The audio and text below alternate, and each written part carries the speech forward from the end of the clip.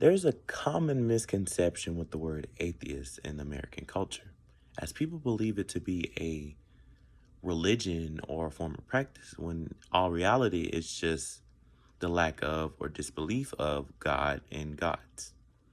In the Journal of Contemporary Learning by authors Ryan Cragen, Barry Cosman, Ariella Kayar, Joseph Hammer, and Michael Nielsen, Americans in general report more antipathy, which just means deep seated dislike, toward atheists than toward religious groups.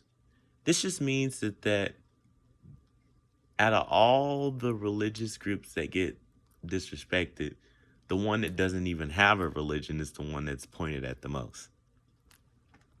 The journal then says about 3.6 to 5.2 million people are theological atheists. Now, this just means that they're more factual than religious. Now, in American culture, since they lack a religion or a belief, we just assume that they don't have a good moral compass simply because they don't have a religion or a set code to live by.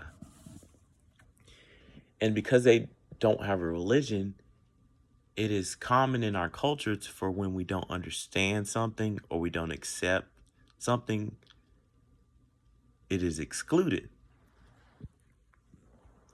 And it's because the atheists don't follow like this unsaid cultural rule in America that if you don't have a religion, what are you doing? So here we see like there's a line that we just created just for atheism, which is crazy because it's the fact that we can't interact. I believe you cannot interact with a group that doesn't even have a cause. It's just a simple thing. Because with Christianity and other religions, like I am a Christian, but I feel like I lack Christian qualities because I don't go to church and all that other thing. So I'm surprised that I don't get picked at. But to say that I just associate with Christianity, people just automatically just like, oh yeah, he's in the group. But when somebody says I don't have a belief or I don't really believe in all of that, it's like you don't fit the formalities like us. So now we're just going to exclude you from us. Now, in the article Secularism and Non-Religion written by Professor Newton and Professor Martin Haysacker from the University of Florida, they actually took a poll just to see how people would view those that don't have religion. In the poll, they found that about 70% of those people did believe in the existence of a God. Now, what they had to say about the 30% was more interesting. About half of Americans, they're just saying these statistics off of the Floridian population. About half of Americans would refuse to vote any atheist to office. This is what these people said. They were not backing up. You got to realize that they just wrote. This was not at all verbal. They wrote they would disapprove of their children marrying an atheist, and they wrote they would dislike those who identified or labeled themselves as atheists. Now, the thing is that this isn't even nearly as bad as in other countries such as the Middle East. Because in other countries, if you were just go out and say that you did not believe in said religion, you would be killed over this sentence or statement that you make.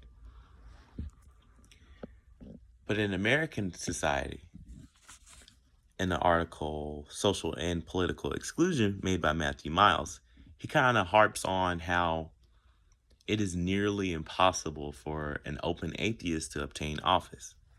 He even says, if you want to hold elected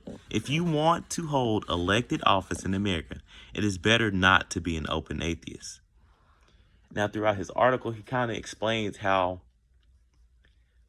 the mindset of religion affects the elected office, because they kind of created this political bias. So when they make decisions, they look at it from a Christian point of view. And it's no issue because most people in America are Christian. So it's just because, oh, since they're following that rule and everybody's agreeing with it, I'm going to go with it.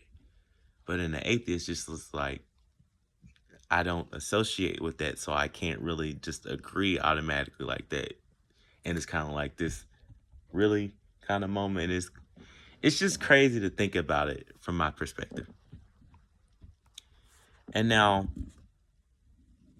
when he says it's nearly impossible for an atheist to obtain office, he's talking about how they made it to technically an atheist could not obtain office, basically on them not believing in the existence of a God, which is surprisingly a requirement.